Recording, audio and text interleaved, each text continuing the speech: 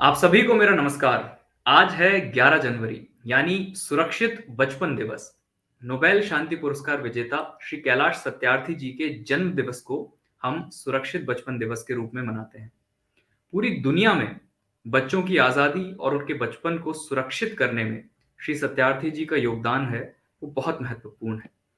आज का दिन 11 जनवरी हम देशवासियों और दुनिया के लिए बच्चों के इतिहास के लिए सबसे गौरवपूर्ण दिन है। इसका मकसद है देश का हर बच्चा और उसका बचपन सुरक्षित, शिक्षित और आजाद रहे। आज हम इस परिचर्चा में कुछ ऐसे व्यक्तियों से मिलेंगे जिनके बचपन को श्री सत्यार्थी जी ने और उनके संगठन द्वारा अलग-अलग प्रकार के शोषणों से मुक्ति दिलाई है। आज ये सभी बच्चे व्यक्ति अपनी चुनौतियों से ऊपर उठकर बच्चों को बचाने की मुहिम में नेतृत्व कर रहे हैं। इनको हम सभी सर्वाइवर लीडर्स कहते हैं। ये सभी सर्वाइवर लीडर्स हमारे लिए प्रेरणा के स्रोत हैं, जो समाज में अलख जगा रहे हैं ताकि हर बच्चे का जीवन सुरक्षित, शिक्षित और आजाद हो। आज हमारे साथ लाइव जुड़ रहे हैं मोहम्मद छोटू, अरविंद कुमार, रुखसाना और मोहम्मद शरीफुल। आप सबका स्वागत है आज हमारे इस लाइव में। अच्छा, हम सब सुरक्षित बचपन दिवस आज मना रहे हैं और आज भाई साहब जी का जन्मदिन है। हम प्यार से श्री सत्यार्थी जी को भाई साहब कहते हैं। मैं आप सबसे जानना चाहूंगा, आपको एक-एक कर सकते हैं, आपको उनकी सबसे अच्छी कौन-सी बात लगती है? कोई भी अपना माइक अनम्यूट करके हमको बता सकता है। सबसे पहले कौन आ रहा है?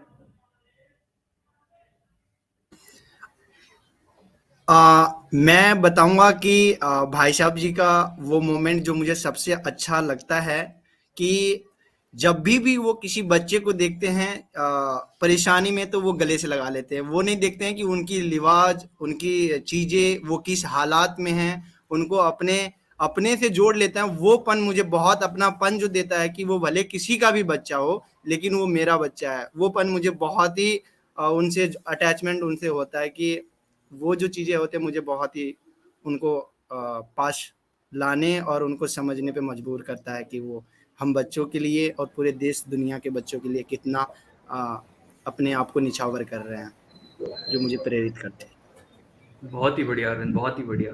आप मोहम्मद छोटू जी, हाँ बताइए।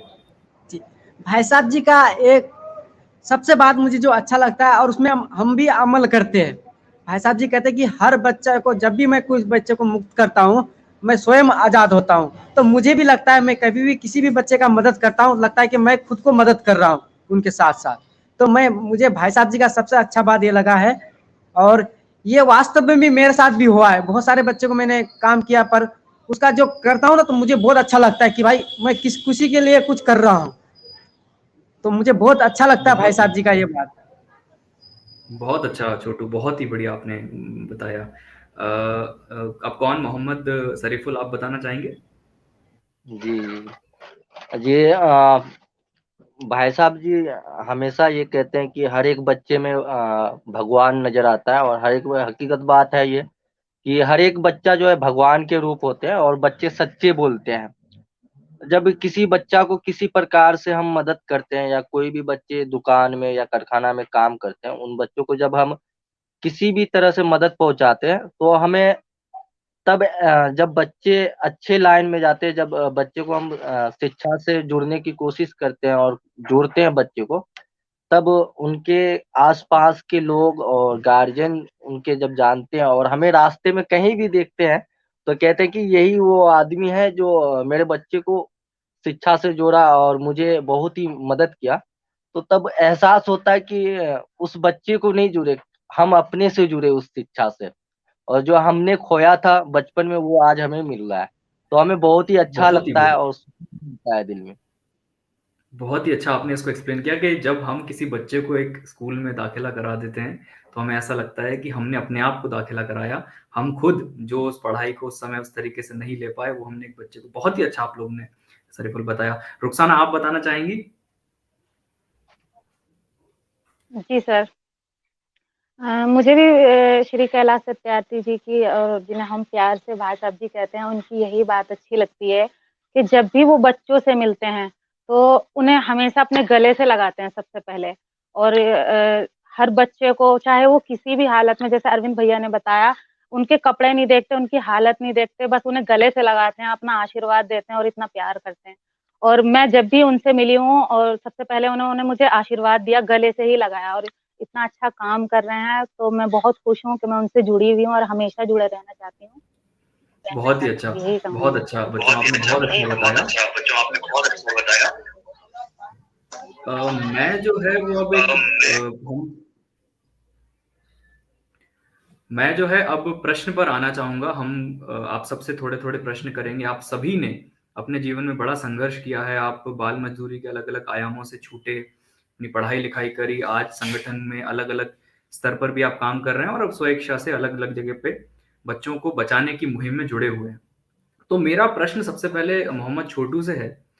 मोहम्मद छोटू, क्योंकि आप चूड़ी के कारखाने में बाल मज़दूरी कर रहे थे और सत्यार्थी जी के साथ उन्होंने आपको छुड़ाया, फिर आप आगे बढ़े, अच्छी आपने पढ़ाई करी और आप उनसे जुड़े रहे।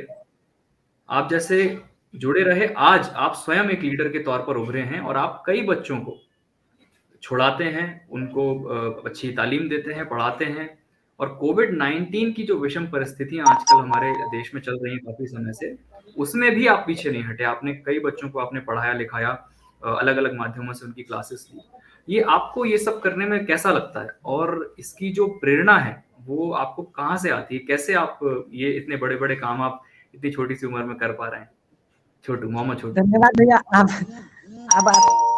धन्यवाद करना चाहता हूँ आपको कि ये सब बात आपने बताई कि, और मुझे खुशी है कि आप पर्सन पूछ रहे कि मैं करता कैसे हूँ, किससे सीखा ये चीज़, कौन सिखाया हमें, किसके बदौलत मैं इतना चीज़ कर रहा हूँ। तो सारा मुझे लगता है कि जो मैं, मेरे भाई साहब जी जो है, आज से तकरीबन मैं 10 से 11 साल पहले एक बाल बनवा मजदूर था, जो मैं गांव से ट्रैफिकिंग होकर के दिल्ली शहर में मुझे कोई दलाल काम में लगवा दिए थे। तो वहाँ पे मुझे 18 से 17 घंटे काम करवाते थे। यहाँ तक कि कोई काम खराब होने के पश्चात गंदी गंदी गाली, यहाँ तक कि डीजे गाने बजा करके डीजे में तब हमें पिटाई करते थे, कोई काम खराब हो जाता था। तो इसकी सूचना फिर कैसे पता चली बचपन बचाओ आंदोलन के कार्यकर्ता को, फिर वहां पर आकर के हमारे साथ अनेक बच्चों को वहां से रेस्क्यू किया गया। मैं ही नहीं, मेरे साथ 54 बच्चे रेस्क्यू हुए थे जो कि मेरे उम्र के थे। तो पूरे बच्चे हम लोग वहां से रेस्क्यू हुए। तो और क्योंकि जो कारखाने में हम लोग का जो हमारे साथ शोषण हो रहा था, तो हम लोग और भी घबरा गए, क्योंकि मीडिया वाला सोना भैया, भाई साहब जी खुद इसमें रेस्क्यू करने हम लोग को आए थे। तो हमें पता नहीं था कि भाई साहब जी है, और हम लोग बहुत डर गए थे क्योंकि मीडिया पुलिस वाले सब आ गए थे रेस्क्यू करने के लिए। जब हमें मुक्ति का आश्रम में लेके गए, तब वहां पे लेके गए तो हमारा सबसे बातचीत किए, सबसे हाल समाचार पूछे क्या कर रहे हो। तो भाई साहब जी ने कहा कि आपकी सुरक्षा को लेकर आए बेटे, हम आपको कुछ नहीं करेंगे, आपके मदद के लिए, आपकी पढ़ाई के लिए आए हैं। आप पढ़ाई करो, अच्छा जिंदगी बिताओ, इसलिए हम लोग आपको रेस्क्यू किए हैं और आप पढ़ाई करने के लिए आपको लेके आए हैं। तो हम लोग को समझ में नहीं आ रहा था उस टाइम, हम लोग 8-9 साल के थे। तो फिर धीरे धीरे हम लोग एक महीना हुआ, जैसे महीना बीतते गया तो हम लोग को समझ में आने लगा कि नहीं, हमारी तो सुरक्षा को लेकर काम कर रहे हैं, हमें टीवी दिखा रहे, खिला रहे, हमारे साथ खाना खा रहा है भाई साहब जी, क्रिकेट खेल रहा है। तो मैं बहुत खुशी हो रहा था और इतना अच्छा लग रहा था कि जब भी भाई साहब जी आता था हम लोग एकदम उतावले हो जाता था एकदम, कि भाई साहब जी आए हैं। और बहुत अंदर से एक अच्छा फीलिंग होता कि पिता समान लगता था उस टाइम, क्योंकि भाई साहब जी एक पिता समान उस टाइम लगता था। बचपन में हम लोग छोटे छोटे थे तो पिताजी जैसा रखता है घर पे प्यार प्यार करके, उस प्रकार से भाई साहब जी हमें रखता था। तो उसके बाद फिर हम बाल आश्रम चले गए। बाल आश्रम में वहाँ पे अपनी आगे की पढ़ाई की, भाई साहब जी ने वहाँ पे भी रहा, हम लोग के साथ क्रिकेट खेला, खाना खाए। फिर बाल आश्रम में कानून के बारे में पढ़ाई, आगे की पढ़ाई पूरी की मैं। फिर अभी मैं मुक्ति कारवा को लीड कर रहा हूँ, जो भाई साहब जी के थ्रू वो चल रहा है, केसीएफ के थ्रू चला रहा है वो मुक्ति कारवा जन जागरूकता अभियान। और अभी हम लोग गांव-गांव में जाकर के मुक्ति कारवा को फैला रहे हैं, लोगों को समझा रहे हैं कि बच्चियों के साथ शोषण जो हो रहा है, बलात्कार, बाल मजदूरी, बाल दुर्व्यापार, बाल ट्रैफिकिंग, ये ना हो। तो हर गांव में जा करके लोगों को जागरूकता फैला रहे हैं, ताकि कोई भी बच्चा हमारे समाज से, हमारे देश से, हमारे राज्य से कोई भी बच्चा अन्य शहरों में, अन्य राज्यों में ना जाए काम करने के लिए। और ये सारा चीज भाई साहब जी के ऊपर जाता है, क्योंकि वो अगर जो हमें नहीं उसको छुड़ाते, ना मैं मुक्ति कारवा चला पाता, ना मैं पढ़ाई कर पाता, ना किसी को मैं अपना बात समझा पाता, ना मैं आपके सामने अभी आ पाता। तो ये सारा चीज भाई साहब जी के सिरे जाता है, और जो उनके थ्रू मैं अभी वहां पे दिल्ली से रेस्क्यू नहीं होता तो मैं ये सारी चीज नहीं कर पाता। और साथ में सरकारी स्कूल का मैं गया था, और मैं खुद का भी एक मतलब बच्चों को पढ़ाता हूँ अपने से, और वो सारे चीज प्रेरणा मुझे भाई साहब जी से मिला है, बाल आश्रम से मिला है। और जो भाई साहब जी हमें नहीं पढ़ाते तो हम समाज के बच्चे, अपने गांव के समाज के बच्चे को नहीं पढ़ा पाता, ना उनको मैं बता पाता उनका अधिकार क्या है, ना अधिकार के बारे में उनको समझा पाता। तो अभी मैं बच्चों को भी शिक्षित कर रहा हूँ, साथ में मुक्ति कारवा को लीड कर रहा हूँ गाँव गाँव में जाकर के। धन्यवाद। बहुत ही बढ़िया आपकी जर्नी रही है छोटू, बहुत इंस्पायरिंग है। काफ़ी मज़ा आया और मुझे प्रेरणा स्वयं मिली कि आप इस समय जो है अलग-अलग इस इतनी विषमताओं में भी एजुकेशन, पढ़ाई को आप साथ में लेकर चल रहे हैं और स्वयं भी पढ़ रहे हैं, स्वयं भी अपने आप को आगे बढ़ा रहे हैं, साथ ही साथ जो आपके गाँव के आस-पास के बच्चे हैं उनको भी बढ़ा रहे हैं।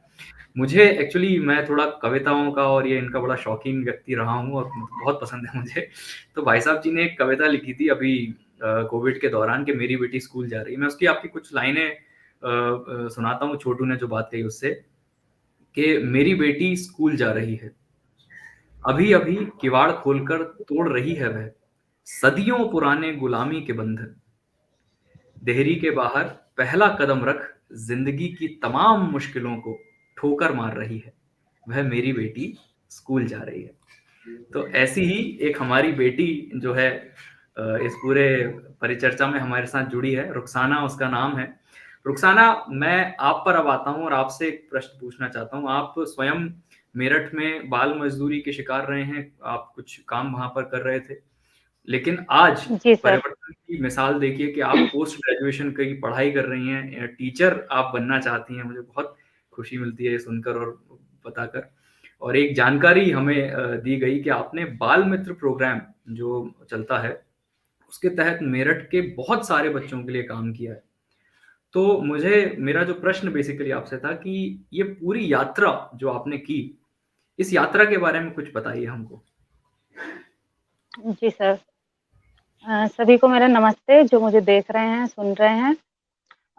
मेरा नाम रुखसाना है और मैं जानी कला गाँव, जिला मेरठ, यूपी से हूँ।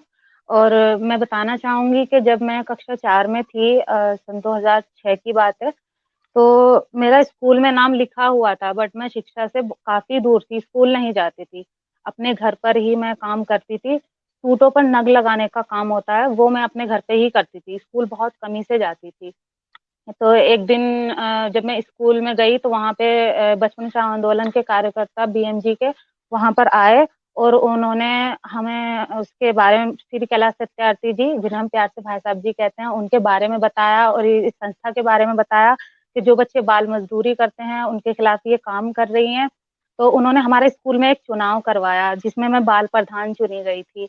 तो फिर हमने गाँव-गाँव जाकर उन्होंने हमें बताया कि जो बच्चे बाल मज़दूरी करते हैं, शिक्षा से दूर है, उन्हें उन शिक्षा से जोड़ना है।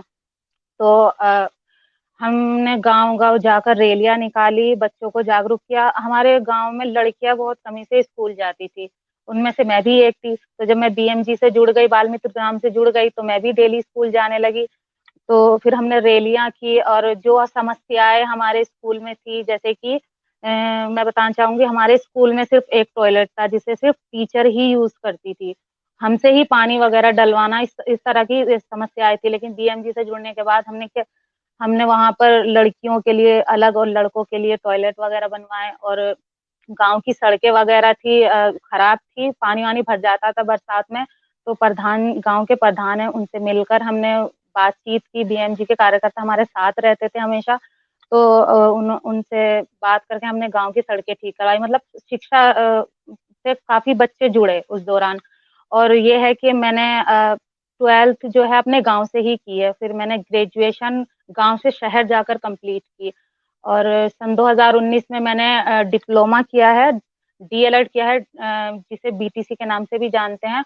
और मेरी शिक्षा को लेकर भाई साहब जी का बहुत सपोर्ट रहा है और है अभी भी। तो इसके लिए मैं भाई साहब जी को बहुत ज़्यादा मतलब शुक्रगुज़ार हूँ इस चीज़ के लिए। जब मैं बीएमजी से जुड़ी थी, मेरा सपना था कि अब मैं आगे पढ़कर एक टीचर बनना चाहती हूँ और मैं उस सपने के काफ़ी करीब हूँ। अगर ऐसे ही ऊपर वाले की कृपा रही और भाई साहब जी का प्यार, सपोर्ट और मेरी मेहनत रही, तो मैं अपना सपना पूरा कर लूँगी। इतनी उम्मीद मुझे लग रही है क्योंकि भाई साहब जी का बहुत सपोर्ट है मेरे लिए, सभी बच्चों के लिए। और भाई साहब जी ने बहुत अच्छे काम किए, हज़ारों की संख्या में बच्चों को बाल मज़दूरी से छुड़ाकर शिक्षा से जोड़ा है, उनमें से मैं भी एक हूँ। और मुझे बहुत खुशी है कि मैं भाई साहब जी से जुड़ी हुई हूँ। I am lucky, very lucky. और 11 जनवरी आज है, भाई साहब जी का जन्मदिन है, तो मैं दिल से दुआ करूँगी उनके लिए कि अल्लाह उन्हें सेहत दे और लंबी उम्र अता करे और उन्हें दुनिया की हर खुशी दे। और 2-3 लाइन मैंने उनके लिए लिखी थी, मैं कहना चाहूँगी कि हर मोड़ पर खुशियाँ आपकी झोली में आए, इतनी हों खुशियाँ कि आपसे समेटी ना जाए।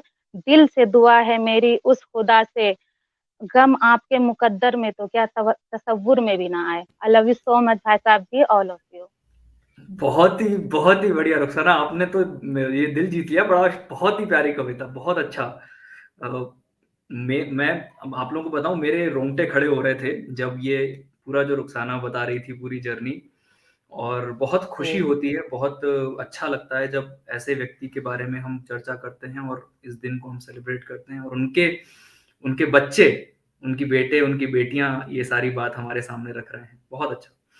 और अब सर मैं बताना चाहूँगी कि हाँ, हाँ, एक बात और बोलो, कि बोलो। मैं एक अशिक्षित परिवार से हूँ। मेरे घर में ये समझ लीजिए कि मैं ही हूँ सिर्फ़ जो इतनी आगे पढ़ रही हूँ। और मैं ये मानती हूँ कि शायद अगर मैं भाई साहब जी के बारे में ना जानती या उनसे नहीं जुड़ती, तो शायद आज मैं जो पढ़ाई कर रही हूँ, जो अपना सपना पूरा करने की कोशिश कर रही हूँ, तो शायद नहीं कर पाती, मुझे ऐसा लगता है। और भाई साहब जी को मैं अपने पिता समान ही मानती हूँ, अपनी बेटी मानते हैं मुझे। बस मैं यही कहना चाहूँगी, I am very lucky. Thank you Rukhsana, बहुत-बहुत शुक्रिया। तो बहुत अच्छा मुझे ये जानकारी मिली और बहुत ही अच्छा लगा आपसे रुखसाना मिलकर, आपकी सारी बातें सुनकर और ख़ास करके जो कविता आपने सुनाई। मोहम्मद शरीफुल, तो आपके पास में आता हूँ। आप बढ़िया अच्छी कैप वैप लगा के, पीछे मुफ्ती कारवां का पोस्टर वगैरह भी है, बहुत ही अच्छे लग रहे हो आप। तो आप सीतामढ़ी, आप जो है मुक्त होने के बाद, आप स्वयं भी एक बाल मज़दूर रहे हैं और मुक्त होने के बाद आपने जो महत्वपूर्ण काम किया कि बच्चों को बाल अधिकारों से सीधे तौर पर जोड़ने का आपने काम किया है।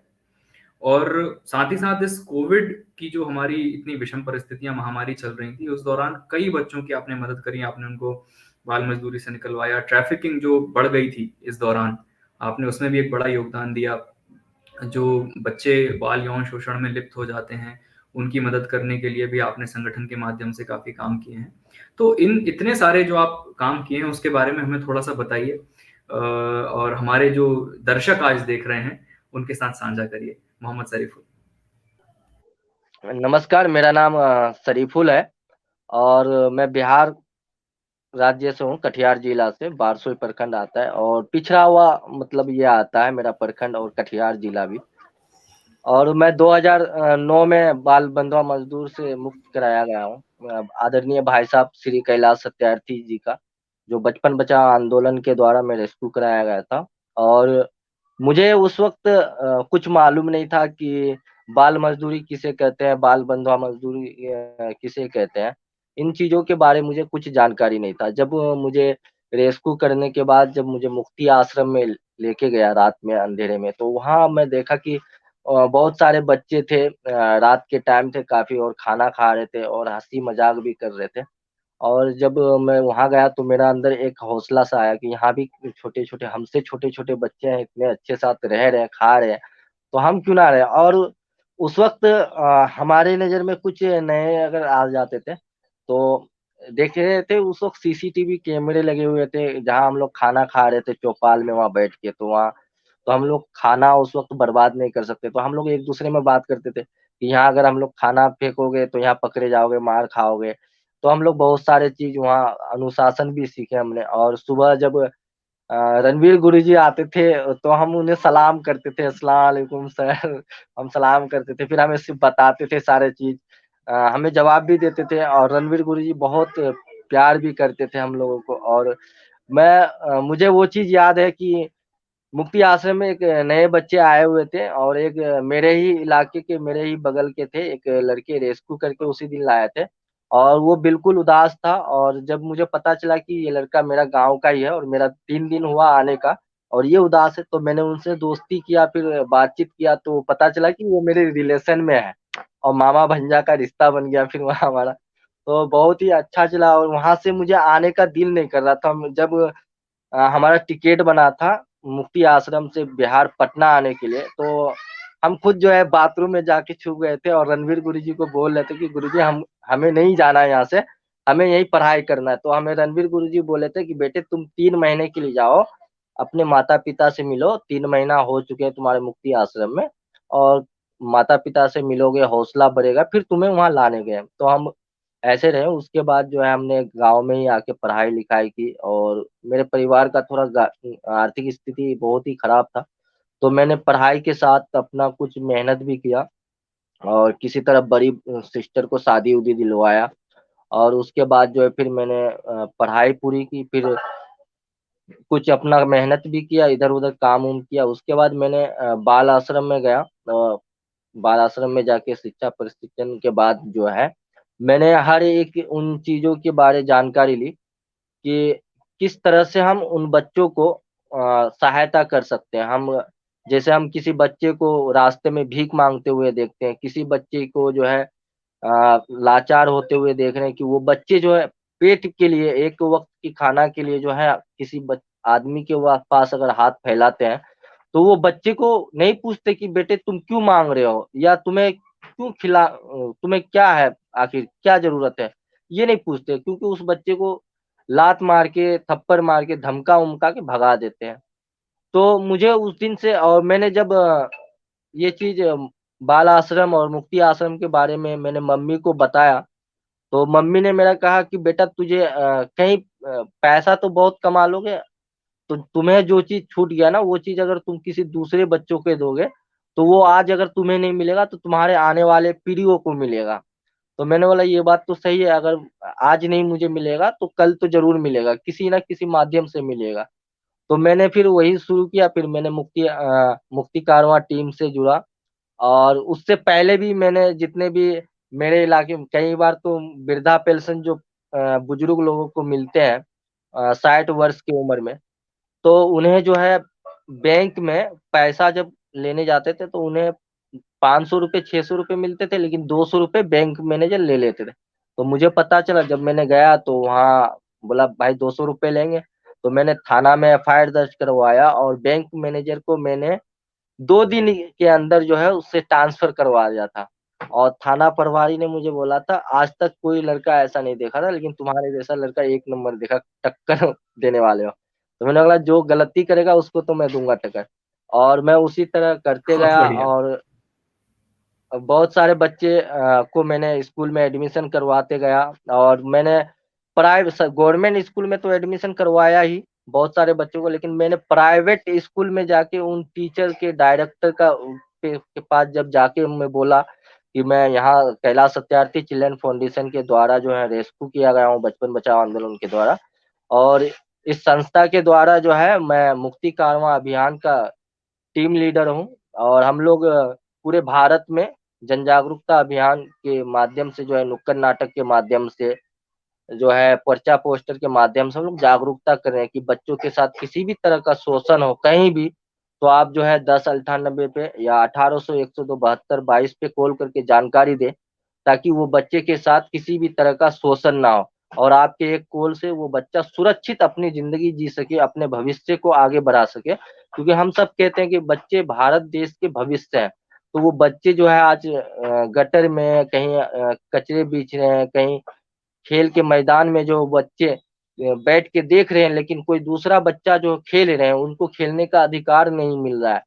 तो हम क्यों ना सब कोई मिलके जो है बच्चे को उनका हक और अधिकार दिलाने की मदद करें। तो जब मेरे सामने एक ऐसा बच्चा आया था, उनके माता पिता जो है उस बच्चे को दिल्ली भेज रहे थे काम कराने के लिए, और मुझे पता चला कि ऐसा ऐसा है, तो मैंने उस परिवार के पास गया, तो वो परिवार मुझे भावुक होके बोले कि क्या आप मुझे कितना मदद कर सकते हैं। तो मैंने बोला इस बच्चे को तो मैं पैसे या धन दौलत से मदद नहीं कर सकता हूँ, लेकिन एक चीज से जरूर मदद करूंगा कि शिक्षा से जोड़ दूंगा, और इनको जितने भी सरकार द्वारा सुविधाएं मिलनी चाहिए वो सारी सुविधाएं मैं आपको दिलाने की पूरा कोशिश करूंगा, और आपको भी, पूरे परिवार को मैं दिलाने की कोशिश करूंगा। मैंने उनका जो बिहार सरकार की तरफ से बिहार भवन निर्माण का लेबर कार्ड बनता है, तो उन परिवारों को मैंने दिलवाया, और ई श्रम कार्ड बनवाया, राशन कार्ड उनका बनवाया मैंने, और उनको नजदीकी प्रशासन के द्वारा और डीलर जो होते राशन देने वाले, तो उनके द्वारा जो मैंने राशन दिलवाया, और वो बच्चे अभी पढ़ाई भी कर रहे हैं। और कई सारी नाबालिग बच्ची के साथ जो हमारे नजदीकी इलाके में रेप पोक्सो था, एक ऐसा ऐसा घटना, 4 साल की बच्ची के साथ मैंने उन बच्ची के साथ जो है मिलके एफआईआर दर्ज करवाया, और 2 दिन के अंदर उस लड़के को जेल हुआ। और हाल फिलहाल में 5-6 दिन हुआ, एक नाबालिग लड़की को अपहरण करके लेके गए थे एक लड़का, और वो चौकीदार थे, और उनके पिताजी के ऊपर और उनके ऊपर जो है उनके पूरे परिवार के ऊपर पोक्सो एक्ट लगाया थाना प्रभारी ने। और मुझे फोन करके थाना प्रभारी बोला कि आप इसी तरह काम करिए और हम सपोर्ट करेंगे। और बहुत ही सुकून मिलता है हमें, बहुत ही अच्छा लगता है जब हमें जब हमारे बैकग्राउंड में जब पीछे से एक आवाज आता है कि कैलाश सत्यार्थी चिल्ड्रन फाउंडेशन और नोबेल शांति पीस प्राइज विनर आदरणीय भाई साहब जी का हम प्यार से तो भाई साहब जी कहते हैं। और बहुत ही अच्छा लगता है, हमें सुकून मिलता है, क्योंकि तो एक ऐसा प्लेटफॉर्म है जो, ये ऐसा प्लेटफॉर्म कहीं नहीं मिल सकता है, पैसे से कहीं खरीद नहीं सकते हम इस प्लेटफॉर्म को। और मैं इसीलिए आदरणीय भाई साहब जी को आज जन्मदिन दिन है आदरणीय भाई साहब जी का, और मैं आदरणीय भाई साहब जी को इतना ही कहूँगा कि भाई साहब जी इसी तरह हमारे भी उनको लंबी उम्र लगे, और भाई साहब जी इसी तरह हम लोग सभी का हौसला बुलंद करते रहे, और हम उनके कामयाब रास्ते में चलने की कोशिश करेंगे, और हमेशा उनके साथ रहेंगे आदरणीय भाई साहब जी का, और हर एक उनका विचारधाराओं पे चलेंगे हम लोग। बहुत ही बढ़िया मोहम्मद शरीफुल, आपने बहुत ही अच्छी-अच्छी बातें हमारे सामने रखी। आपने एक बहुत प्यारी बात कही कि जो बच्चे बाहर भीख माँग रहे हैं, जो असहाय हैं, जिनकी कोई नहीं सुन रहा है, उन सब की मदद हम सब एक-एक व्यक्ति मिलकर कर सकते हैं। और आपने जो केसेस बताए जहाँ पर आपने स्वयं संगठन के साथ मिलकर उन बच्चों को न्याय दिलाने का जो काम किया, वो बहुत ही बढ़िया, बहुत ही शानदार, बहुत ही परिपूर्ण अपने आप में है। अब मैं अरविंद जी आपसे पूछना चाहूँगा, आप पर आना चाहूँगा कि आप जो हैं नेपाल में बेसिकली एक बाल मजदूर की तरह होटल में काम कर रहे थे। आपने उस मजदूरी से बाहर, जैसा आपका रेस्क्यू हुआ, आप वहाँ से निकले और आपने अच्छी पढ़ाई हासिल करी और एक कंपनी में आप, बजाज की जो कंपनी थी वहाँ पर आप ब्रांच मैनेजर के रूप में कार्यरत थे। आपने वो नौकरी छोड़ी और आपने उन बच्चों के लिए काम किया जो सबसे शोषित वर्ग में आते हैं। तो ये जो जर्नी पूरी रही है आपकी, उसके बारे में हमें थोड़ा-सा बताइए और आप उस दिशा में कितना सफल हो पाए हैं बच्चों के लिए काम करने में? अरविंद जी। धन्यवाद आशुतोष भैया जी। नमस्ते। जैसा कि आपने बताया कि मेरा नाम अरविंद कुमार शर्मा है। हाँ, मैं आज से तकरीबन 14 वर्ष पहले एक बाल मजदूर था, होटल में काम कर रहा था नेपाल के ही ढाबे में, और मुझे आदरणीय भाई साहब श्री कैलाश सत्यार्थी जी और उनके संस्था बचपन बचाओ आंदोलन द्वारा मुक्त कराया गया। उसके पश्चात मैं अपना घर आया, लेकिन घर का कंडीशन, जो इकोनॉमिक कंडीशन है, वो काफ़ी ख़राब था, और मेरी दोबारा री-ट्रैफिकिंग या फिर मैं दोबारा चाइल्ड लेबर में लिप्त ना हो जाऊं, इस सिचुएशन को देखते हुए मुझे बचपन बचाओ आंदोलन के कार्यकर्ता द्वारा बाल आश्रम लेके गया, जो कि विराटनगर राजस्थान में स्थित है। वो भले ही पुनर्वास केंद्र हो, लेकिन मुझे लगता है कि वो दूसरा घर नहीं, मेरा पहला घर था, जहाँ से मैंने अपनी अच्छा बुरा ज्ञान हासिल किया। वहीं से मेरी ज़िंदगी की शुरुआत हुई। वहाँ पर रहकर मैंने अपने आगे की पूरी शिक्षा किया। लेकिन मेरा वो कल दिन और आज का दिन, मैं अपने आप में महसूस कर रहा हूँ कि मेरे लिए जो कल का दिन था वो आज का दिन नहीं है। इसमें बहुत फ़र्क है। मैं बहुत भावुक हो रहा हूँ, लेकिन मैं बताना चाहूँगा कि आज के दिन 11 जनवरी इतना महत्वपूर्ण दिन है। उन दिव्य आत्मा का जन्म हुआ आज, जिन्होंने ना कि मेरे लिए, मेरे जैसे लाखों ऐसे बच्चे हैं जो विश्व के बच्चे हैं, जिनके भविष्य और उनके चेहरे के मुस्कान के लिए सोचने वाला व्यक्ति, एक दिव्य आत्मा का जन्म हुआ, जो आदरणीय श्री कैलाश सत्यार्थी जी, जिनको पूरा दुनिया आज नोबेल शांति पुरस्कार विजेता के रूप में जानते हैं। आदरणीय भाई साहब के माध्यम से ऐसे लाखों बच्चे हैं मेरे जैसे, जो आप देख पा रहे हैं, मेरे छोटे भाई शरीफुल और रुखसाना बहन और मोहम्मद छोटू हैं, जिन्होंने इस रास्ते पे निकले हैं कि कोई भी बच्चा बाल मजदूरी, बाल शोषण के शिकार ना हो। और मुझे ये बताते हुए गर्व भी हो रहा है और भावुक भी हो रहा हूं मैं कि मैंने अपनी अच्छी नौकरी क्यों छोड़ा।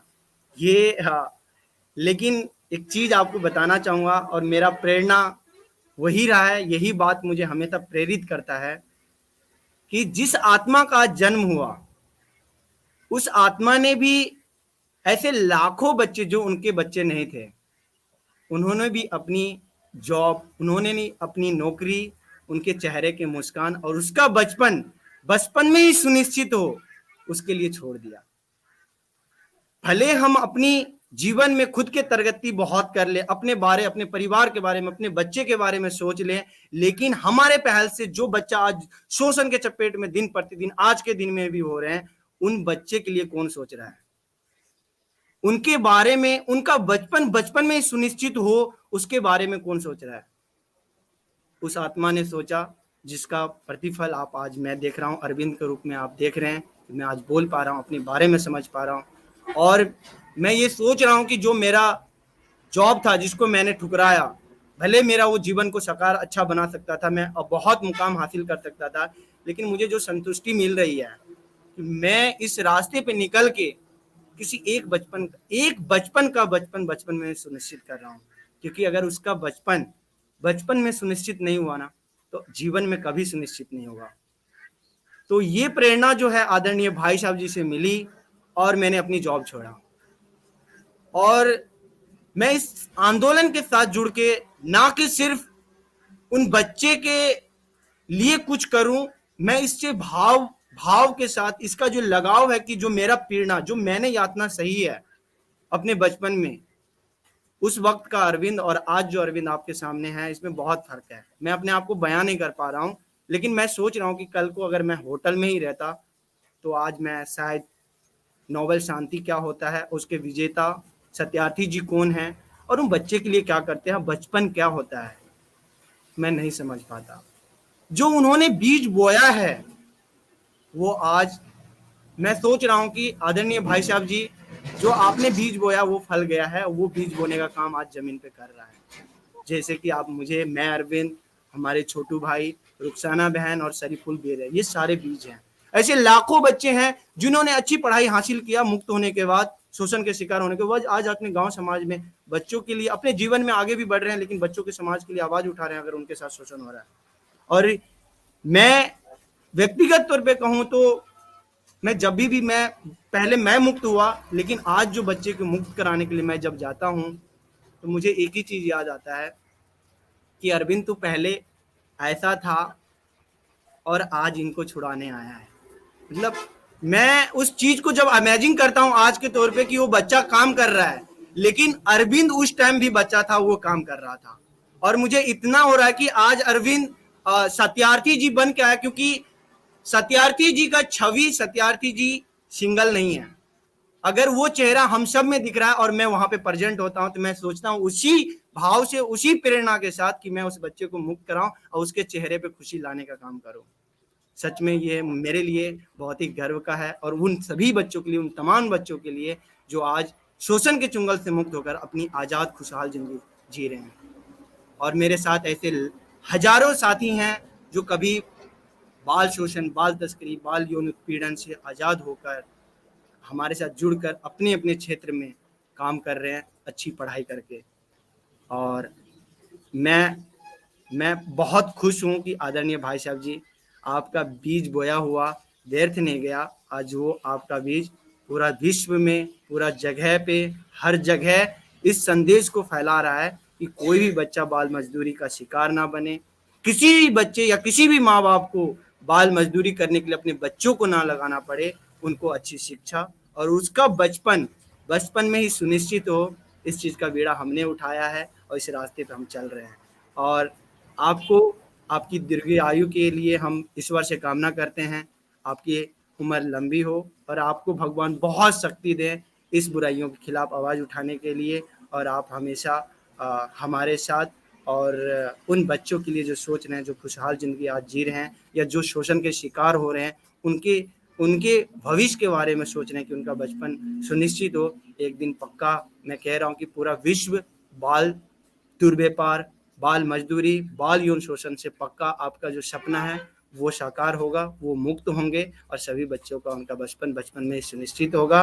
और हम आज आपका सुरक्षित बचपन जो जन्मदिन है, सुरक्षित बचपन के दिवस के रूप में मना रहे हैं। मैं संकल्प लेता हूँ आज के दिन कि हर एक दिन का मेरी जो मेहनत रही है वो आज से नहीं, जब से आपका जन्म हुआ है, वो उसका एक दिन का मेरे तरफ से उस बच्चे का बचपन में सुनिश्चित करें। बहुत बहुत धन्यवाद आशुतोष भैया।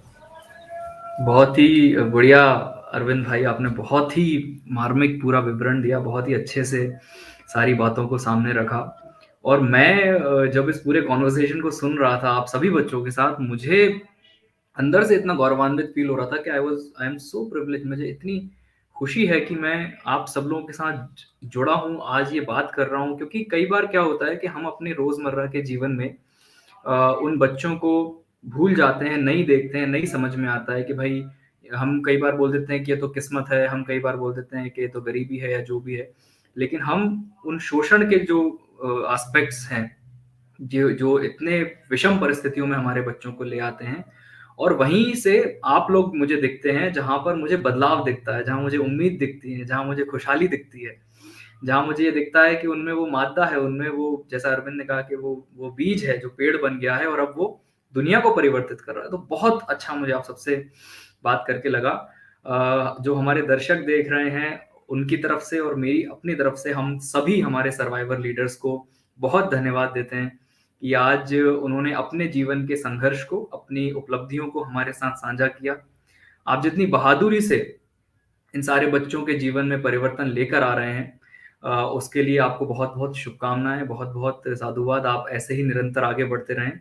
सिर्फ ये पूरी स्टोरियां सुनकर मुझे 2 लाइन में, सोहन लाल द्विवेदी जी हैं, हमारे एक बड़े कवि हैं, उनकी 2 लाइन आपके साथ शेयर करता हूँ कि लहरों से डरकर नौका पार नहीं होती, कोशिश करने वालों की कभी हार नहीं होती। तो इसी कोशिश के साथ बच्चों को सुरक्षित भविष्य देने के लिए हम, आप सब, मैं भी स्वयं, हम सब मिलकर इस कोशिश में लगे रहेंगे। ईश्वर आपको आपके लक्ष्य की ओर निरंतर आगे बढ़ाए, शक्ति दे। और जैसा अरविंद ने कहा कि हमारे भाई साहब जी, हमारे सत्यार्थी जी का जो बाल मित्र विश्व दुनिया बनाने का सपना है, उसे हम सब मिलकर पूरा करेंगे। यह संघर्ष जारी रहेगा। हमारे बच्चे जो अलग-अलग शोषणों में फंसे हैं, उनकी आज़ादी को सुनिश्चित कराने के लिए भी हम काम करते रहेंगे।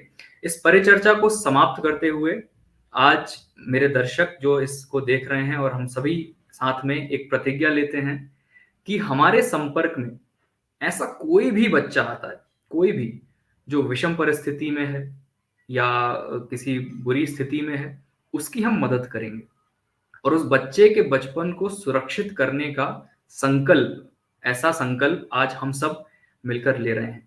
आप सभी को सुरक्षित बचपन दिवस की अनेक-अनेक शुभकामनाएं। अगर आप अपने विचार हमसे साझा करना चाहते हैं, तो हमारे सोशल मीडिया के जो पेजेस हैं, आप उस पर कमेंट्स करके हमें बता सकते हैं। हमारे जो चैनल्स हैं यूट्यूब के, इंस्टाग्राम के, फेसबुक पर, आप उनको फॉलो कर सकते हैं और हमसे, यानी कैलाश सत्यार्थी चिल्ड्रंस फाउंडेशन से जुड़ सकते हैं। आप सभी का बहुत-बहुत धन्यवाद इस कार्यक्रम को देखने के लिए। बहुत-बहुत धन्यवाद।